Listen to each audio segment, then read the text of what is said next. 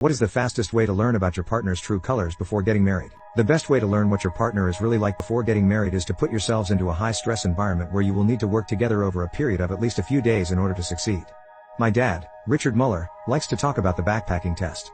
I was required to do this before I got married. This is where you go out into the wilderness for a few days, carrying all your food, equipment, and anything else you may need. You can go to some of the most beautiful and remote places in the world, but something is always bound to go wrong.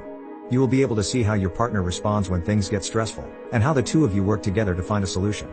Things that have happened to me while backpacking include bears stealing our food. The worst was when they took our cheese and chocolate. Getting attacked by millions of mosquitoes. They were so thick you couldn't breathe without breathing in a mosquito. Unexpected torrential thunderstorms. Someone getting blisters or another minor injury after going backpacking for a few days. You may decide that you no longer want to be with that person, or you may find that you are so grateful for how they responded under pressure that you are even more in love with them. A friend has a similar test, but she calls it the taking a trip to Italy without making any hotel reservations test. Same concept. By creating a stressful environment, you will get to see how your partner reacts when things get tough. A few years ago there was a reality TV show that did a great job of putting new couples through such a test. It was called Love in the Wild, and I was a fan, though it was cancelled after 2 seasons.